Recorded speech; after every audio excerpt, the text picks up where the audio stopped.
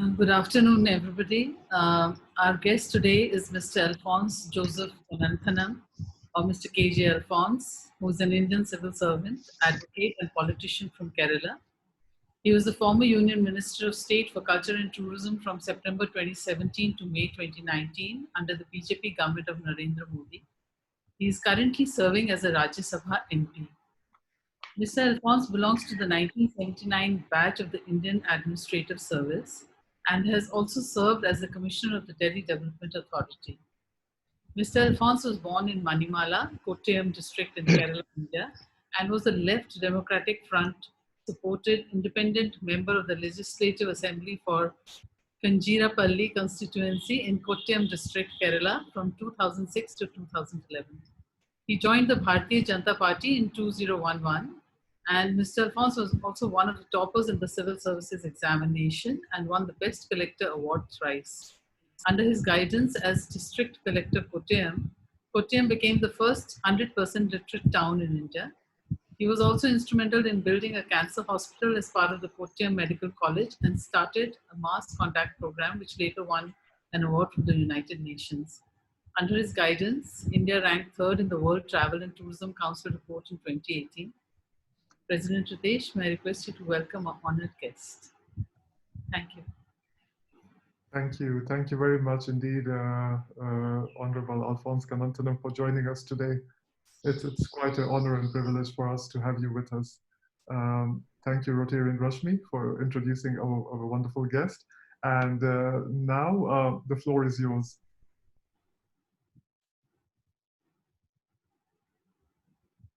Hello, you want me to speak now? Yes, please. Yeah, Ritesh, Rashmi, and office bearers of the Rotary Club of Nairobi, ladies and gentlemen, thank you very much for inviting me to this webinar. I think this pandemic gives us a great opportunity to reach across to all parts of the world. Sitting in your house, I think it's a great advantage. So I think we just need to look at the positive things. You know, one is being holed up in this house. Like my wife went out of the compound of my house today for the first time in 6 months. First time she's seeing outside my compound wall. I think it's just crazy. I think it's lunatic, but then we got to make the best out of it. You know, sitting in this room, since Rotary Club is also involved, I was in the road track when I was in college, and therefore I have pretty close association with the Rotary clubs. You know, what we've done is we formed a WhatsApp group in Delhi called Distress Management Collective. And in the last 6 months, we've provided 1 million meals to people. So sitting in your room, you don't have to feel bored. I mean, there are so many millions of people out there who are actually starving, dying, who need help. And the great thing about today's digital world is that you can really help people. And my group has got about 300 people. Most of the people, 99% of the people whom I never met, but we've been so close together for the past 6 months. And we've been reaching out all across the world, reaching out food, medicines, transport. So I think, you know, in a way, the pandemic is bringing the world closer. We also formed, you can see the background, you know, a hoarding called Mother's Meal. You know, my mother died because of the after effects of COVID. She was 91, hyperactive. Suddenly she fell ill. And though she got cured of COVID, but she passed away. So 2 months back. So this we've started this project called Mother's Meal, which was launched on the 15th of August, which is India's Independence Day. We distributed 1,000 food kits, which is about, each kit is about 15 meals to 1,000 families. Our objective is to reach 1 million meals again within the, you know, the space of 1 year. So we're doing pretty interesting things during the COVID. So I'm very happy to be connected with you people. I'm a member of actually, as member of parliament in India, I'm a member of the External Affairs Committee, and Africa comes up very often in our discussions. And I've been asking a whole lot of questions as to how we have to get much closer to Africa, because Africa has amazing people. It's got amazing culture. And of course, to be very selfish, Africa has all the resources of the world, which the world needs really. And therefore, yeah, so it's not only because the humanitarian concerns, and Africa has everything. It's just not only got the soft culture of music and dancers and fantastic people and lively people, but it also has all the resources of the world. Unfortunately, some countries are squandering these resources, and I think that's not good for the world. And therefore, I've been arguing very strongly in the Parliament committee that we need to really get closer to Africa, put our resources there, put more money there, get more students from Africa to come to our universities, because some of our universities are pretty good. And that's the way we could be getting closer. And the Prime Minister, of course, has been great, making the great effort to get all the African leaders into our country. I guess it's once a year. And that's a great occasion where we all express our solidarity, get closer, and of course, share our resources. Well, since I was Tourism Minister of India, I think one country which I really missed visiting was Kenya. I was minister only for 18 months. So I hadn't had the opportunity to visit many of the African countries or many of the European countries either. I've gone to a whole lot of less known places. Of course, I've been to South Africa. Because there was a WHO meeting there. And so we all gathered there, and I had some taste of Africa. And of course, I had gone to the memorial for Nelson Mandela, because I had the very great fortune of meeting Mandela thrice when he came to Delhi. So I have kind of very close sentimental attachment to the African continent. Went to South Africa. I was very fortunate. Now, Kenya has so much. Kenya has so much to offer for tourism, because that's one area where I have worked as a minister. And especially your national park, your wildlife, your mountains. I think those are all just incredible. Abseli National Park, which is where you can see elephants at very, very close range. Your Masai Mara National Resort, your Nairobi National Park, where of course you get the large number of zebras and rhinos. Your Malindi Marine National Park, which has got beautiful coral reef and beaches, amazing place. You have the Samburu National Reserve, where you have and of course leopard, all the cat world. Then of course you have Hell's Gate National Park, which is a very, very small park. You have the Sao National Park. You have Lake Nakuru. So Kenya is so full of things which the world need to see, and with so much of exciting things to be seen.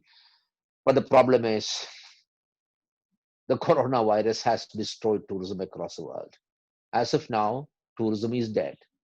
And therefore, for a lot of countries which were wholly dependent, or a lot of their big percentage of their income came from tourism, like Kenya, and a whole lot of Caribbean countries, and of course some European countries like Spain and France, I think they are all at the receiving end. It's in a really bad shape. Even in India, even though we don't get, I can't boast saying that India is one of the top tourism destinations in the world.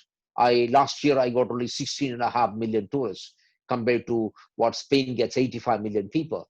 But last year, my revenue from tourism was $234 billion, not million, $1 billion. That's huge money. After this, actually, 70% came from domestic tourism, because Indians love to travel, and 60% of the travel is actually religious tourism, because India is a place of religion. People love to travel to temples and churches and mosques, and we have incredible number of places. Indian tourism employed 81 million people. And there are some people who think that tourism basically takes care of, let's say, the elite. No, actually, you take the best 5-star hotel. More than 75% of the employees working there would be from the lower middle class and the lowest strata of society. Housekeeping and a whole lot of stewards, a whole lot of stuff like that. So even the elite 5-star and 7-star hotels actually employ poor people, people from the lower strata. So tourism is an amazing thing, and most of the tour operators are really small-time people, not rich people. The tourism guides, taxi drivers, auto drivers, the whole lot of supporting infrastructure of tourism basically takes care of the lower segment of society. That's where we employ millions of people. So 81 million people suddenly have no job in India. I'm sure very large number of people in your country, Kenya, is also basically become unemployed. The huge revenue from tourism is gone. This is something which is sad, very sad. And a whole lot of hotels will go bust because, they have to repay their loans. Interest payments are mounting. Some countries actually have given support to tourism in terms of payment of salaries to staff. I don't know how they've done it in Kenya. Some countries like US and Europe, they have probably support for some time. I don't really know how long they are able to support. Now, the whole problem with the pandemic is we don't know when it's going to end. Where are we? Have we reached anywhere near the peak? Is it, are we seeing the kind of decline which we are looking for? Is it still numbers are going up? Now, what we see in India is that the numbers are going up. Initially, we had used the strategy of containment. We locked down the country for something like 3 months. And of course, a whole lot of millions of people traveled back to the villages. Then they were starving, and therefore we had to reopen the country. So now a lot of industries are working now. But the problem is to restart and then restart up to the pre-pandemic level is not easy. And the demand in the economy is not really picked up because a whole lot of people lost their jobs, and therefore the money available in the rural areas is dramatically. Urban income also has come down dramatically. So even though the factories have started working, service centers have started working, to some extent, I would not say fully. And therefore, we don't really know. We don't really know where the global economy is going. I know this year is going to have massive depression. I think it's going to be something much bigger, worse than the depression in 1930. And I frankly don't know when tourism can reopen. And initially, and of course, when the pandemic comes down, I think fairly dramatically, then I think the first thing that will happen is people will start traveling around the local area where they can go on a drive with the family, come back on the same day. And then, of course, then domestic tourism hopefully opens out. And of course, the last thing would be international tourism. Now, since Kenya gets a very large number of international tourists, again, I think things are going to be slow in terms of picking up. So things don't look so good. So where do we go from here? Well, I have no answers. I really have no answers. Well, I guess we got to wait and watch. And in the meanwhile, I think the government should support whoever is working in the tourism industry, the small taxi drivers, auto drivers, tourist guides. I think people who have been working in small hotels. The bigger hotels, I guess, possibly can support their staff. Possibly, I don't even know for how long. So I think governments must come forward. Now, again, depends on how much resources do governments have. India has put in 20 lakh crores into that is 10% of the GDP into fighting as a stimulus to fighting the pandemic. Now, that's fairly large amount of money as far as India is concerned. We don't really have unlimited resources to be supporting, but we are feeding people for 6 months now. Until November, we are going to feed every Indian who is starving. 80 crore people, that's 800 million people are being given food free. So depending on the resources of the country, at least India is ensuring that nobody is starving, but many other countries can't afford to do that. So I think we need to get closer. I think this is a great time when the world needs to get closer. And I was telling somebody the other day, the whole idea of this mother's meal is India has at least got about 500, 600 million people who have money, who don't starve. If each of these families take care of just another family, there'll be nobody in India starving. I think there would be the same case in Kenya. You have fairly large number of people, I don't really know what percentage, who are well off, at least who get their meals a day, and therefore who can really afford to, feed another family. So I think this is again time for the world to get closer, to be better, because I think the greatest gift from God to any of us is to be alive. I think to be alive is a miracle, and therefore let's all take care of each other. It's a great opportunity for the world to be more compassionate, humanitarian, use our resources better. So thank you so much for inviting me, and I'll be here for a little while more to listen to what is your views, your ideas, and thank you very much for inviting me. Thank you very much indeed, Honorable Alphons Kannanthanam, and I'd like to say we are very sorry to learn of your loss due to COVID. We're truly very sorry. Thank you so much. And thank you for honoring our request to you to attend our meeting and to address us, even though you're on a personal level going through so much. We are truly humbled. Thank you. And I'm just running back from the Parliament Committee of External Affairs. Yeah, yeah. So I had to rush from there to be attending this meeting. I didn't complete the meeting actually. I came back halfway through. Yeah. Thank you so much. We are truly honored. And to respect your time, I will also request our past president, Dr. Manu Chandaria, to kindly give the vote of thanks. And thereafter, we are going to have some questions coming in on the chat group, which will prompt us to ask the individuals to ask the questions, if that's okay with you. Yeah, perfect. Past President Dr. Manu Chandaria, could you kindly give the vote of thanks? Yeah. Thank you, Rotarian Ritesh, and thank you so much for the Ambassador, Honorable Joseph.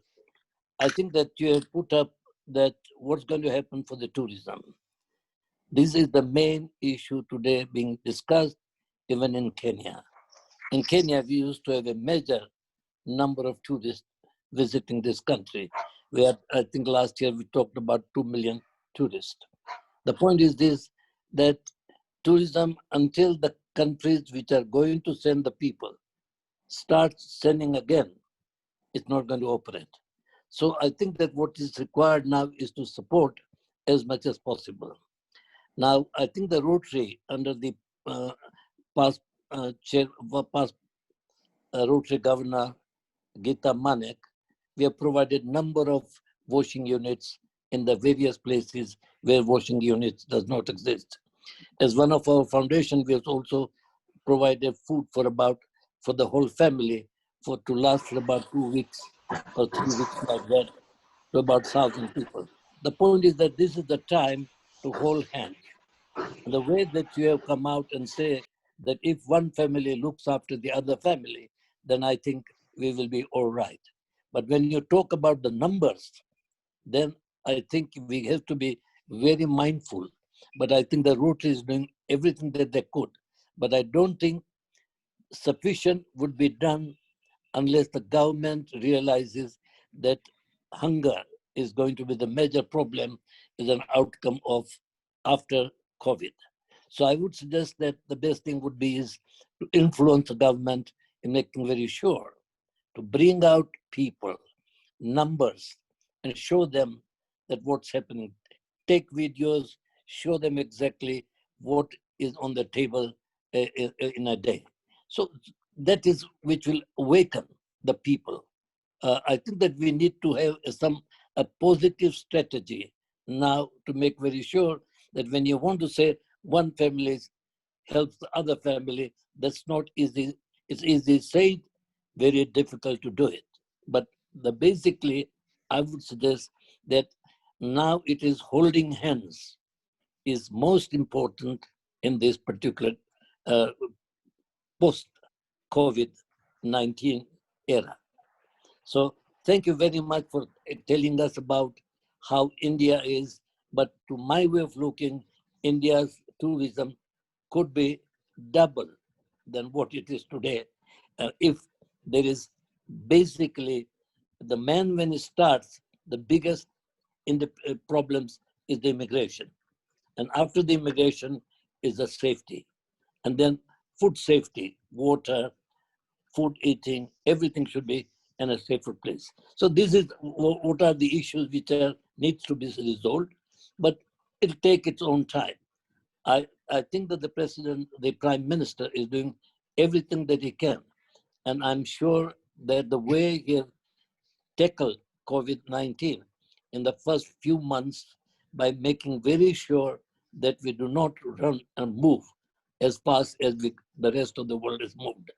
And so I must say, thank him very much for his excellent ideology, thought, and support from all the people like you and others. Thank you so much for coming. Thank you for telling us about what is the post-COVID era and what we should be doing. Thank you so much. Thank you very much indeed, our past president, Dr. Manu Chandaria. And whilst we are waiting for Rotarians and guests to submit their questions on the chat group, I will request our treasurer, Rotarian Parul Bhatt, to kindly carry out the Sergeant at Arms duty.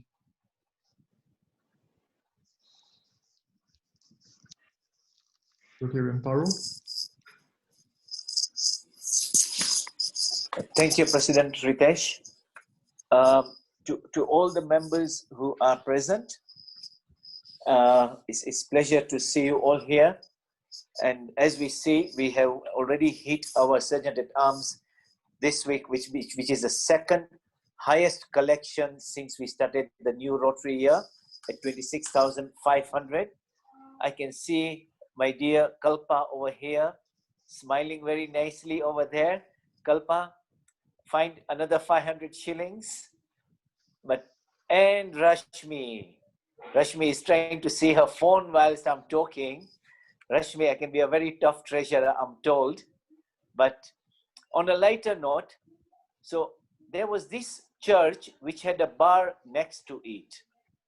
And the church people were always praying that the bar closes down because the bar was playing very loud music. This was pre-COVID situation. So all the followers of the church were praying very hard. And one fine night, the bar caught fire and it burnt down completely to the ground. So the owner of the bar took the pastor of the church to court for arson. So the judge in front of there, and I see our honorable Judge Joyce is there, and she will, I'm sure, agree with me on the verdict that was given. And I see she is already smiling, meaning she has heard this before. So the judge said, what evidence do you have that the church had a hand in burning down of the church? I mean, of the bar. And the bar owner says, sir, but they were all praying very hard for the bar to close down. The justice goes to the church pastor and says, is that true? He says, no, we had no hand in this. Verdict delivered that the barman had a lot of faith in the prayers offered at the church that the bar burnt down, whereas the church followers had no faith in the prayers that they were offering there. So everybody who got the joke, another 500 shillings, please keep it coming. I already posted the pay bill number and the Sergeant at Arms collection. So Rashmi, coming back to you, being on the phone whilst attending a Rotary meeting is not allowed. So another 500, Bob, Rashmi. But I was looking at the questions. So you're looking at the questions. Well, I now leave to Justice Joyce. Was the judgment correct or was it wrong?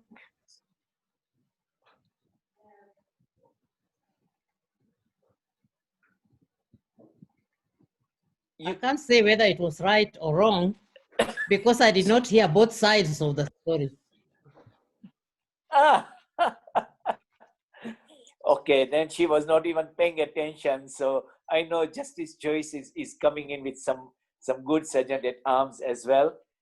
Fellow Rotarians, thank you very much for making an effort to be here with us this afternoon, and have a blessed afternoon. Over to you, President Ritesh.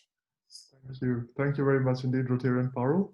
And Justice Joyce, since you have unmuted, you have a question for our speaker. I'd like you to please present your question first. Okay, it's already in the chat, but the question is, how is the government of India ensuring that people in the countryside are reached by the distribution of food? I ask this question because I know that India has a very large population, mostly living in the countryside, not the cities. Thank you.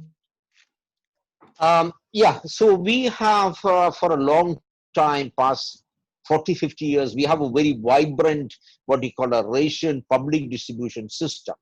So in every village, we have a ration shop. It's called a ration shop. So Government of India procures food grains for the farmers at a, it's called the minimum support price, MSP. So the farmers can be assured that when they trade, all things will be picked up by the government at a support price. And that support price means it's 50% more than whatever is your cost of producing it. So the farmer is sure of his grain being procured and at a price which gives him a profit.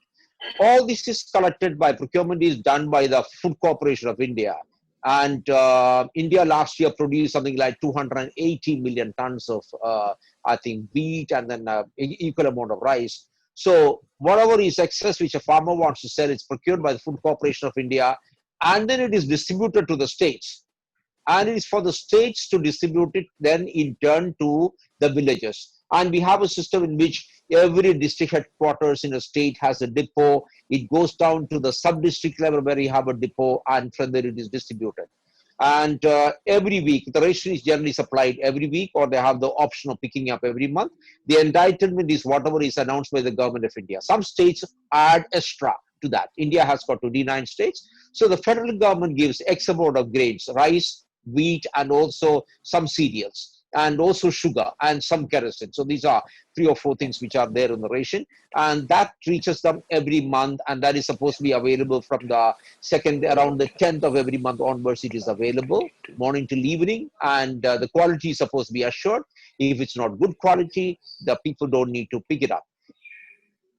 Now, what this government has done during the pandemic is, in addition to all that, the government of India said, whether you are receiving ration or not, all people who are ration card holders or not, you will all receive adequate food. So the government has announced X amount of wheat, X amount of rice, and also cereals to be supplied to every household.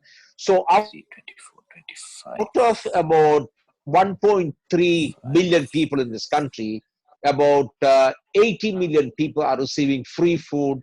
They have received it so far from February onwards. Now they will receive up to November, and if the pandemic goes beyond that, they will all be supplied food. So this ensures that really nobody really has to die of starvation. But there are issues. There are people who don't have a ration card. There are migrant people. So the Prime Minister also has announced a package for the migrant workers. Still, we see that in some places, the migrant workers, since they are moving, some of them don't get it. So that is why I have started my organization. We started this WhatsApp group, and we reached over 1 million meals to people. Now, of course, this mother's meal thing, which we are starting, again, it's a supplement to the government effort. Government is doing fantastic job, but then wherever they are missing out few people, so we are picking up those people to ensure that this is done. So India has a very, very vibrant public distribution system which is been in place. And we ensure earlier, some of this food grain used to be, smuggled out to the, to the traders.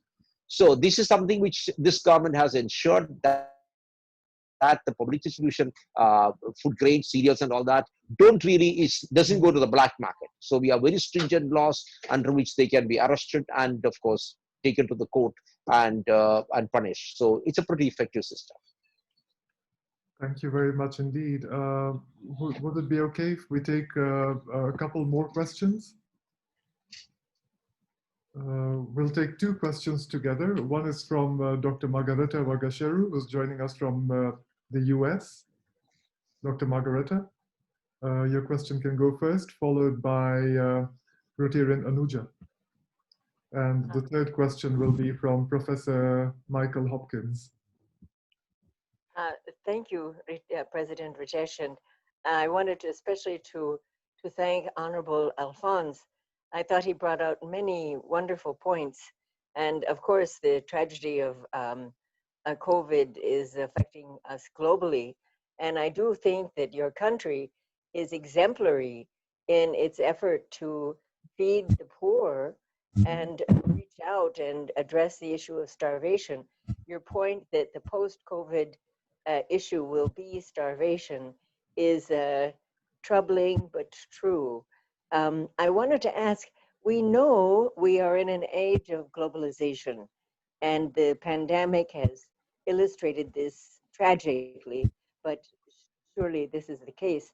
And I'm just wondering, we know that there are the haves and the have-nots, And one of the things that has been brought to light so dramatically is the inequities on the planet. And I'm just wondering, we know that there, individuals there are many well-to-do people. And I wonder, in what ways can we awaken conscience to, just looking at India and the government and what you've just illustrated, how you are reaching out to your people at all levels of society. Will there be a time when rich people can understand the global nature of our survival and the fact that we have lost so much, and how can we reignite when we don't have food, leave alone jobs and whatever? So I'm just wondering, how are we going to affect world conscience and to awaken those who actually have the ability to affect the betterment for all people? Madam, very good question. See, the problem is man is the cruelest creature of the face of the earth, no doubt. He's selfish. I mean, one of my favorite books is this, The Sapiens. Now, you would have read it. yeah, Harari. I think he's the biggest intellectual of the century. It's just how man has consistently destroyed everything that's in the universe. He thinks he's the master of everything. And the way contemptuously he's dealt with everything, the universe, the animate world, the inanimate world, destroyed rivers and forests, and of course, human beings also. I mean, we are so selfish. It's me, my family, nothing goes beyond that. Hopefully, I'm saying hopefully the pandemic arouses a certain consciousness in us saying that even if you're a billionaire, you can get infected, you will die, and you don't know when. Yes, sometimes you may not even get a ventilator. So hopefully this entire realization, money, money, money, money. I mean, according to me, whatever religion you belong to, whether you're a Hindu in India or a Christian somewhere or a Buddhist, there's only one God we worship, and that happens to be money. And I hope this pandemic puts an end to it in some way. I'm not expecting human beings to transform, completely. No. Hopefully realizes there's no point for me to really accumulate and accumulate. It's no point. Madam, I still have only one blue jacket. And that blue jacket I bought 41 years back. I have just one blue jacket. I have, of course, a couple of suits and all that when I travel as a minister. I have just one blue jacket and it's in a good shape. I have one pair of shoes, that's all. And it lasts me for 7 years. Why should I buy another pair of shoes? In my house in Delhi, it's a massive mansion. It's a ministerial bungalow I live in. It's in 3 acres. I mean, it's not like your American house or anything, but it's a decent house. Wow. I have 50 people staying in my campus. All those who were anywhere around who couldn't afford. I said, I have about 10 quarters at the back of my house. I said, come and live there. Most of them have lost their jobs. Now, we provide them food, we give them the salary, we buy them the medicines, we get the children admitted in college, we pay the fees. Now, yesterday my wife was shopping last whole week on Amazon to get clothes for all these children, not junk clothes, good clothes. Madam, my question is, what is the point of me having lots of money? I don't have lots of money. Even what I have, everything that I get from the parliament as a salary, which I get, I was a career bureaucrat, so I get a pension. Everything of that goes into these people. Why not? And this mother's meal, we are trying to spread the message. Look here, your mothers are taking care of you. I'm sure you're fond of your mother. At least a lot of people are. Please, she's made so much of food for you. Now, just feed another family. Let there be more empathy. I even use the word compassion because a lot of people don't use it. There is no way the rich people are going to get to the shoes of the poor people. We can talk about it, use terminologies. It's not going to happen. At least, okay, don't get into the shoes of the poor. Can you give some money, give some food, give some medicine? I think these are things which need to happen. Is it happening now? I seriously doubt, but I hope it happens. But our WhatsApp group, about 300 people, we've been able to really raise about 1 million meals. That shows where people are getting to be generous. But there is another bunch of people which says, large number says, sorry, these are difficult times. So we don't even know the future. So how will I give you money? My business is not running. But we tell them your business has been running. You have some money, you have a house. Why did you part with that? You don't need to buy another car now. Like my car is about 8 years old. I don't need to sell that car and get another car in another 10 years. It's in great shape. So is my wife's car. Therefore, there are a whole lot of things which we can differ, which we don't need, which can go a long way in educating a child, bringing food, bringing medicine. Why not? I mean, this is how I think, and I think we are getting some people to think on those lines. But I think if the whole world thinks this way, I think there won't be starvation. Very good question, ma'am. Thank you very much indeed. And we do know that we have to honor and respect your time. Would you be in a position to let us know how much more time we have? 5 minutes? No, I can take time. Another 10, 15 minutes is not a problem. Wonderful. Yeah. Thank you, sir. So we have a question from Rotarian Anuja, followed by a question from Professor Michael Hopkins and ophthalmologist Dr. Mukesh Joshi. Before the question comes, let me tell you a couple of things on the church part. Yes. When I went to, my son lives in New York. He lives in Manhattan. So near his house, I saw a church, and there was a massive board outside the church which said, this church still exists because there are still some things which Google doesn't know. There are still some things which Google doesn't know. That's why this church exists. So, I thought the church was being very, very funny. There's another story about faith, which the Rotarian was narrating earlier. There was this massive prayer in a village in Rajasthan, and there was no rain. There's a drought so often. So they're praying and praying. They're walking up to the mountain to pray there, and everybody was going empty-handed. There was one child who was just a 4-year-old child. He was carrying an umbrella. Everybody says, in this drought, why are you carrying an umbrella? So he asked the people, aren't we going to pray for rains? They said, yes.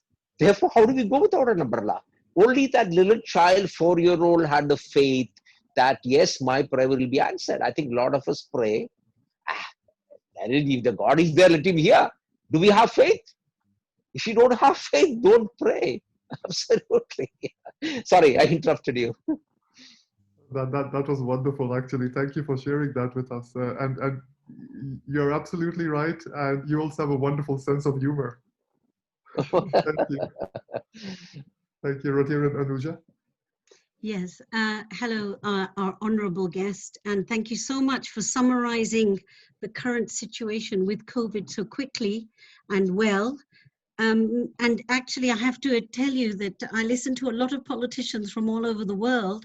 You are the first politician that I have encountered who is predicting that the global economy is going to go into recession, or admitting it rather, because I think everybody who is an economist or has any kind of understanding knows that we're going to go into this recession, into deep depression.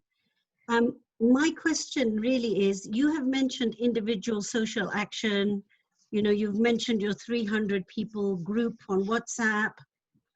You've actually talked about the values and the rising the consciousness, but that's at an individual level. India's CSR policy is the first country in the world to mandate and legislate for CSR proper. And I was wondering what your thoughts are as we go forward and the big businesses continue to exist and continue to thrive in the era of globalization. Do you think that there is a room for an expansion of the scope of CSR?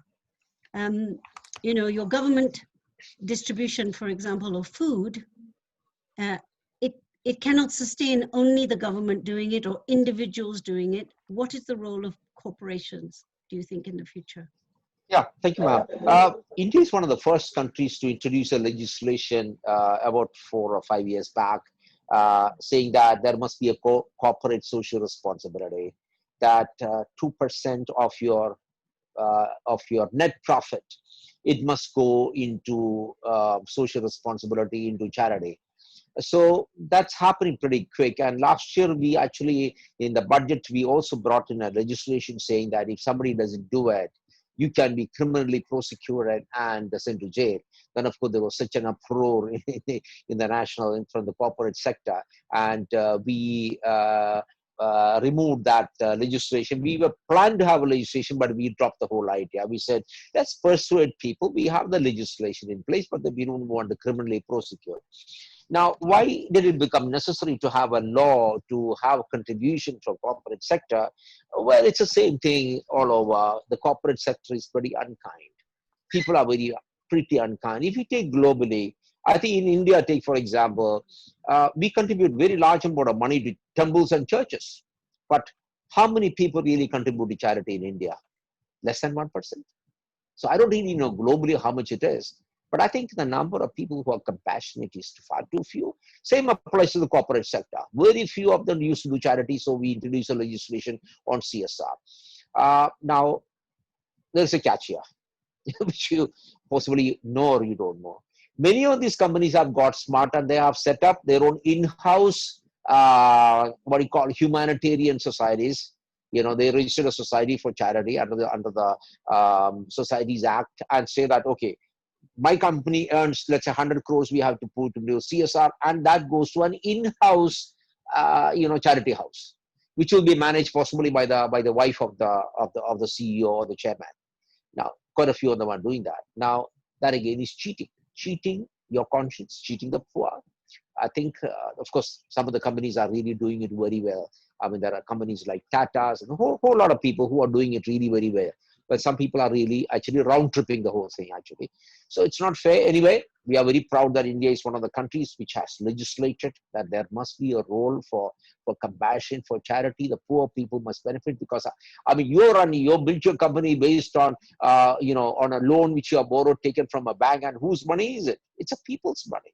We have bought your stuff from the market. That's where you make money. And therefore, the very fact that the corporate sector is growing, has done well, is because of people. Now, again, because of the pandemic, the corporate sector in India has suffered badly. Most of them are closed down for 3 months. Now, some of them are picking up, but when will they reach a pre-COVID level? But strangely, today, on the Bombay Stock Exchange, the index is fairly close to the pre-pandemic levels. Today is about 39,500. The highest peak was 44,000. So people are still putting money into the corporate sector, into the shares. But of course, as I told earlier, we need a lot more compassion from a lot more people, including the corporate sector.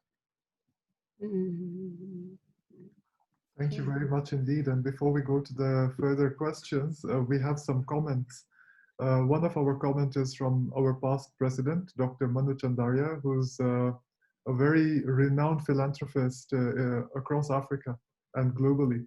And he mentions to me, Ritesh, please thank our speaker as he is an example to many.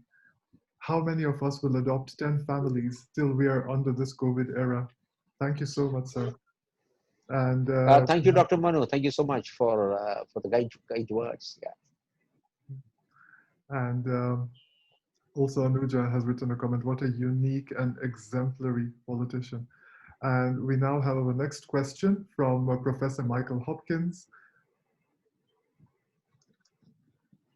Thank you very much. And thank you, Alphons, for a very clear and dynamic speech. I would like to have a good couple of hours having a chat with you about it, but I know President Ritesh. Come to Delhi, Professor Hopkins. Yeah.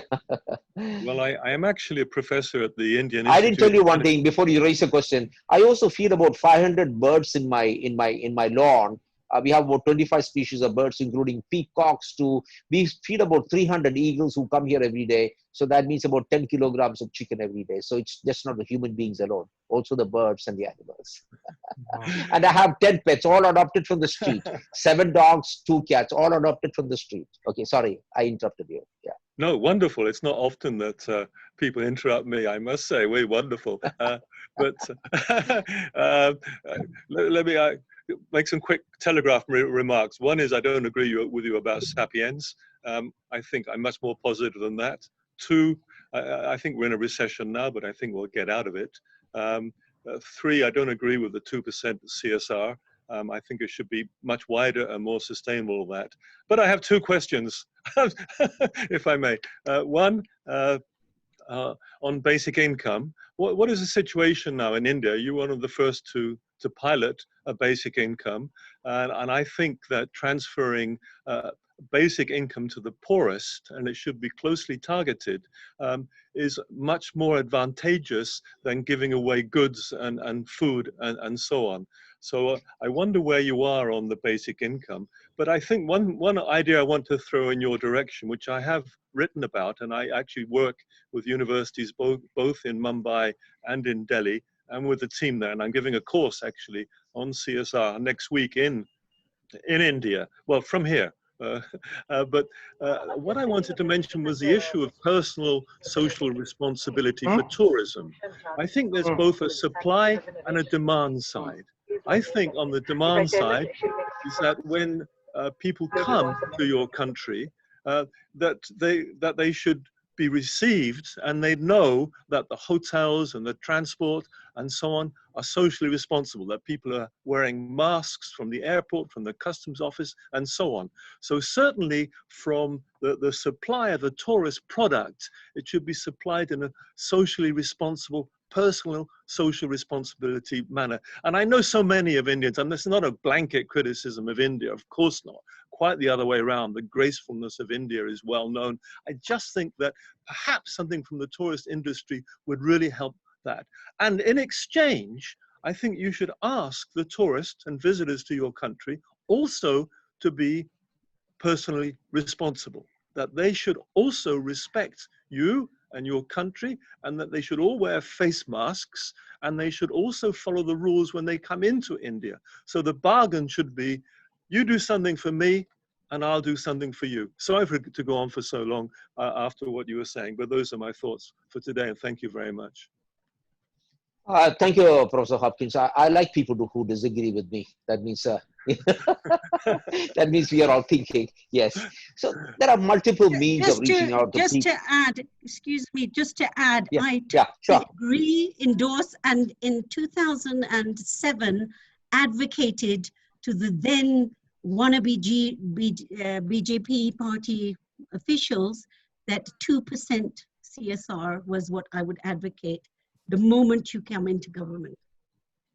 Okay. So thank you for giving ideas to our government. So now two things. One is about our basic income. This government believed that there was massive corruption in the government money reaching out to people. In fact, in 1984, the then Prime Minister Rajiv Gandhi, young dynamic Prime Minister, he said, out of 1 rupee which the government spends, only 16% is reaching people. Now, the rest is being eaten away on the way. Politicians, the bureaucracy eats it away. So we said, no, this can't happen. And therefore, Modi government came and, first thing he said was, I will not take anybody's money, and I will not let anybody eat up public money. That's the first thing he said.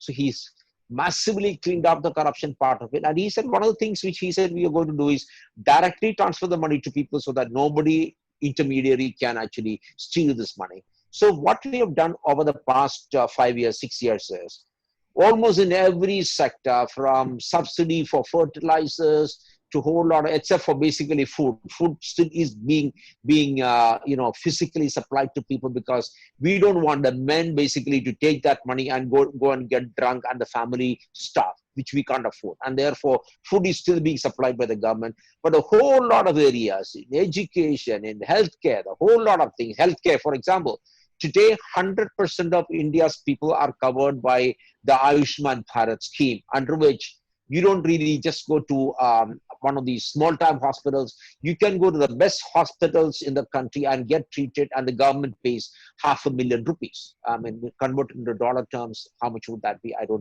exactly can't say. $500,000 rupees, which is very good. So any treatment today doesn't cost really more than that.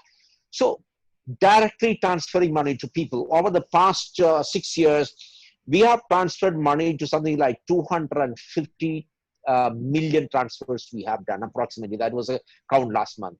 And we have transferred more than 1 million crore rupees. That is 10 lakh, 1 million crore rupees. Again, sorry, I'm not good in mathematics, so to convert that, you divide that by about approximately 75, that will give you the dollar terms. So 1 million crore rupees we have directly transferred into the account of people where there was no intermediary which is reached out. So I think this direct transfer has been a fantastic idea. We've done it effectively. We want to move into more and more areas. I think it's a great thing we have done. Number two, of course, on this tourism thing, we have been talking about responsible tourism. Why? It has to be sustainable. And therefore, we've been training our guards, auto rickshaw drivers, taxi drivers, interpreters, a whole lot of people we've been training and saying how to deal with tourists, how to be courteous, how to, you may not exactly know the English language much, but then learn a few words by which you can be helpful, honest, truthful. So, I mean, it has some effects because we are doing pretty well in tourism. See, my total revenue was $234 billion, which I had last year, even though I had only about 16.5 million foreign tourists coming into India. More than 70% of my total income comes from domestic tourism. So Indians are traveling a lot more. So I think things are getting so much better. Modi government has created amazing infrastructure over the past 6 years. I mean, if you take Delhi, Mumbai, Bangalore and Hyderabad airports, I can very proudly say that these 4 airports are as good or better than any other airport in the world in terms of being modern airports. I mean, you keep coming to Delhi often, Professor Hopkins. So, these airports are very, very modern. And of course, our taxis can be better, but with the Uber and with the Indian, chain of taxis now, Ola, well, they are not luxury, but you also have the option of actually asking for a premium car, and therefore which will come to you. So things have improved. The buses have improved. We have now air-conditioned buses. I take the metro. I mean, Delhi metro any day is many times better than the New York metro. It is. It's clean and neat and very cheap, and it's fantastic. So a whole lot of stuff has come in over the past 5 years, past 10 years, which has made things better. We are going to privatize a whole lot of airports in the country, including from my state of Kerala, Trivandrum Airport, which is a government airport, has just been given away 2 days back to the private sector. So, and if you come to Cochin Airport, it's a private airport. I think India's first private airport. It's fantastic, neat and clean, and I think it can compete with the best of the best anywhere. So we have things happening. We have people, can be more courteous, but I guess that's applicable to everybody, everywhere. And we're trying to do our best. But unfortunately, I really think, Professor Hopkins, tourism is dead as of now. I mean, it's very, very sad. I don't think people are going to travel. So don't forget the issue. Tourism is dead for asking your tourists to behave themselves too. And I think it's quite, a sign in the airport, respect our rules, respect our people and so on.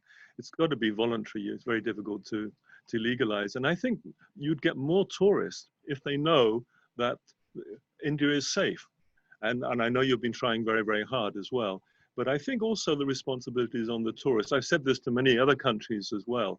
And I think the message is slowly getting home. So I certainly would not mind when I'm visiting your country. They say to me, Michael, these are the following things that we're hoping and that we expect from you. And I'm very, very happy to do that. Thank you. Yeah, and also, you see, if you look at the mix of things, like you take India's luxury hotels. I mean, you're familiar with those in Delhi. Some of our hotels provide such amazing service. See, let me tell you my experience when I went to one of the biggest luxury hotel in Chicago. I was in the presidential suite. 2 days there was this tiny little bottle of water, which was on my room. And on the third day, I said, "There's no water." I rang up the reception. Mind you, I'm in the presidential suite as a tourism minister of India, and I rang up the reception. "I have no water." He said, "You can come and collect it from the counter." Now, if in India, if you are staying in a suite, forget about presidential. You'll have at least one person permanently posted there. And if you go to the restaurant, you don't have to cart your luggage up there. I mean, you have fantastic service, the kind of courtesy which you find in the restaurant, the hotel, the services. I don't think the kind of services which is provided in Indian 5-star hotels, you find it anywhere in the world. Because we have the manpower, and they're of course trained, and our chains are very, very good. But of course, down the line, when you go down, yes, there are deficiencies in the service which we are trying to improve. Like one of the big things which, let's say one group called OYO, he picked up all these, lower mid-segment hotels, upgraded all of them, created millions of rooms. So we are upgrading things. We are not perfect. Yes, we still have our potholes. Yes, we have issues. We have flies, we have mosquitoes, yes, but we are trying to get rid of all these things. We are after a country with 1.3 billion people. Our per capita income is not so high. Our priorities we can't put all the money into tourism, but a whole lot of other stuff. We have to ensure that our people are fed, they are educated. So yeah, plenty of issues which are important. I agree with you, and I can just say that all I find whenever I go to India and we're talking about flies, time flies by too quickly. Thank you very much indeed, Professor, and thank you for the wonderful questions and for the answers as well. Do we have any further questions? One last question. District Governor-elect Sridhar, do you have a question? Or Past President Gopinath, do you have a question? No. Well, no, thank you, President. Past President Gopinath? No, thank you, President. I've no questions. Thank you. And District Governor-elect Sridhar? No, I concur, and mostly I'm very happy that His Excellency Alphons has brought in the very lively picture of what we are going through, and I'm really honored to listen to him today. If not in India, at least I'm able to listen to him in your club in Nairobi. So thank you very much. Thank you very much. Thank you so much. Thank you. PDG Krishna, I thank the speaker for the excellent way he spoke about India. I wish we have a minister like him. Let him come and again to India back as a tourism minister. Thank you. Thank you so much. Thank you. Thank you so much for your good wishes. Thank you very much indeed, Past District Governor Krishna Swamy from India. Thank you to all who attended today, and most of all, sincere gratitude to our speaker, His Excellency Honorable Alphons Kannanthanam. It's truly a great honor to us that you gave up many of your duties. I'm sure a gentleman of your stature must have far too much to do and too little time to give. And you've actually given us a lot of pointers as to what we should do in Kenya, because we have to borrow this leaf from everything which you have shared with us.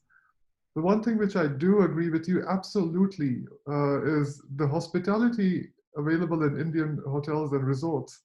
It's unmatched across the world. That is a fact. And thank you so much for also letting us know in your private capacity that you feed birds, animals, humans alike. There's so much to learn from you. I think everyone has thanked you for the many items which they wanted to thank you for, so I don't want to repeat that. But what I'd like to say is I don't think I've come across many gentlemen like you, so thank you. Oh, thank you so much, Ritesh. Yeah, you're very kind. Yeah, very kind. Here, here. So thank you, Ritesh, so much, and may your Rotary Club flourish and really spread, this great news that we are one. Ultimately, the Indian philosophy is very simple. Vasudeva Kudumbakam. The universe is one. Animate, inanimate, everything is one. And therefore, unless we exist together, and happily, I think nothing else is going to happen. So Rotarian Ritesh, Rotarian Dr. Manu, Professor Hopkins, and a whole lot of people. Sorry, I've not noted down everybody's name, please. So pardon me. I'm growing older, so pardon me. I don't remember everybody's name. Thank you so much for the questions, for the kind words, and have a wonderful time. Thank you. Thank you. Sir. Thank you very much. Thank you. Thank you very much. Thank you. Thank you. I now close the meeting. I call the meeting to an end. Out of project, we can. Thank you. Thank you. Thank you so much. Thank you. Thank you, Ritesh. Thank you so much. Thank you. Thank you, Past President Gopinath, Past District Thank Governor Krishna. Thank you so much for joining us.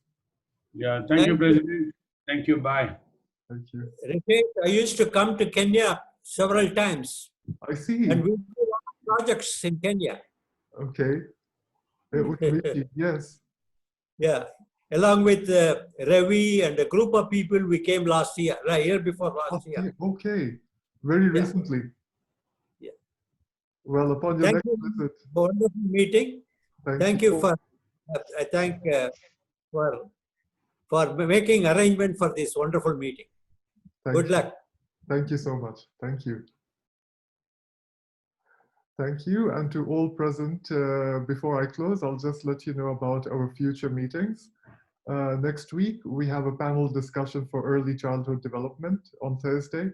The following week, our district governor is visiting us, and we have 5 new members joining the club.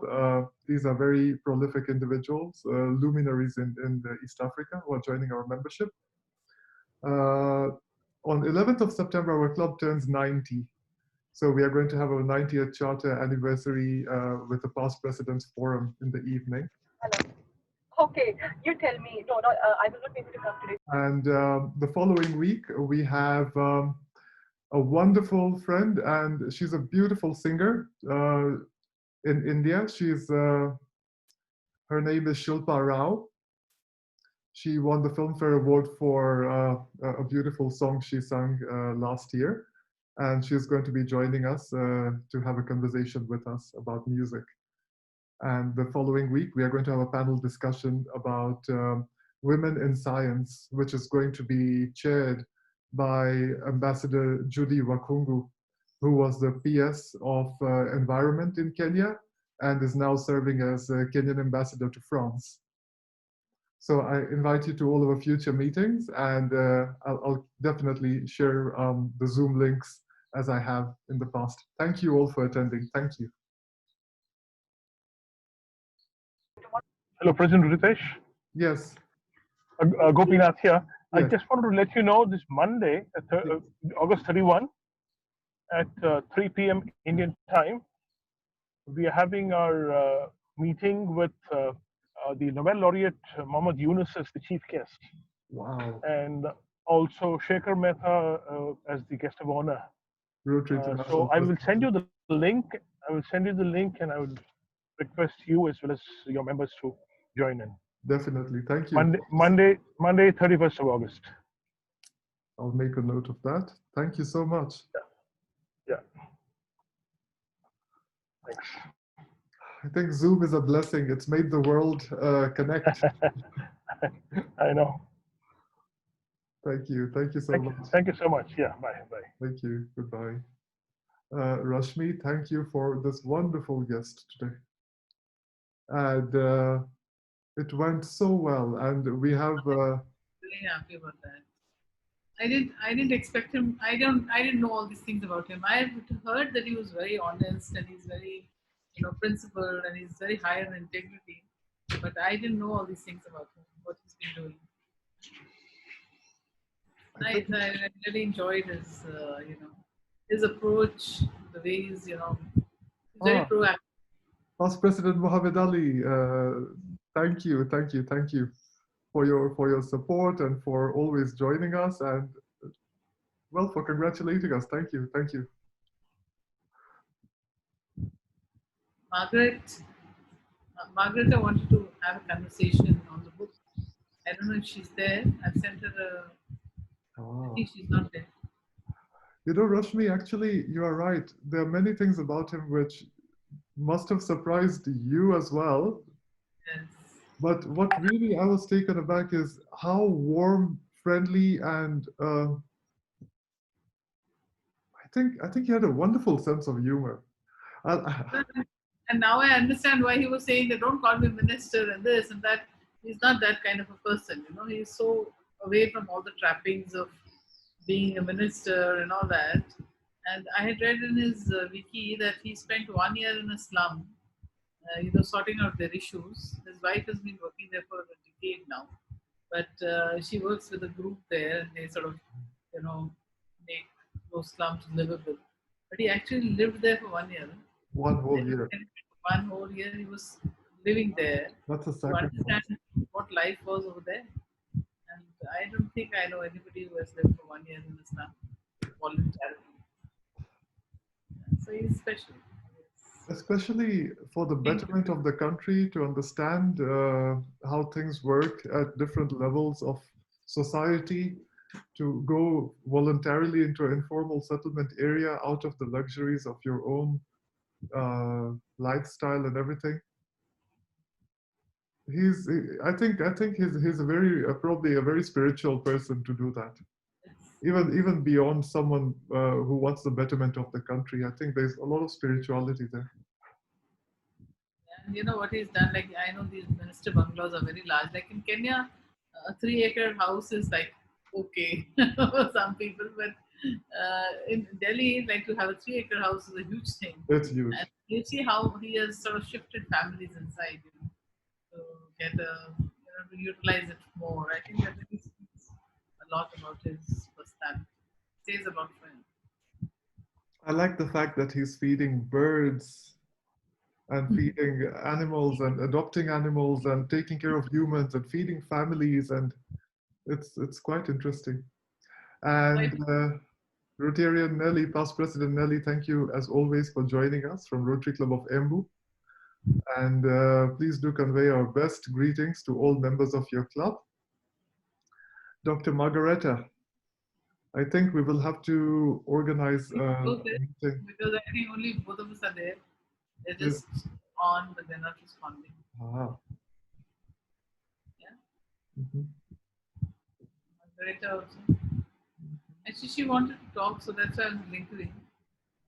This is my Rashmi's iPhone is here because I was losing battery. Oh, there was a connection issue. I think Margareta is off. Okay, in that case, Rashmi, thank you. Thank you for this incredible speaker. And it worked out. It actually worked out. You know the thing is, PDG Geeta was there today. And in as much as Anuja is claiming, I'll tell you honestly, she was there today because I told her. I know. I also got that, that she's come because of me. Oh my God. I was thinking. No, Geeta was chatting with me and she was telling me that, Ritesh, thank you so much for inviting me, and I'm delighted. This was a wonderful speaker. I'm sorry I have to leave, but keep me updated with your future speakers, and I will make time to join some of your speakers. Wow. That's quite a compliment. Yeah, she'll make time. So, and I'll ask Geeta at some point that she can use her influence to get all the internationals to join us during some of our meetings. Also, which people do you think you would like? Who do you want? Maharaja. If we get a Maharaja this year, we are good. Maharaja you'll get. Too much is happening. Like Maharaja, Shelly is not back because of COVID. Once he's back, then we can pitch for him. Very easy. Oh, by the way, cheers. Now I've changed. I am asking for coffee. मुझे बोलना जरा मुझे एक cup coffee दे दे.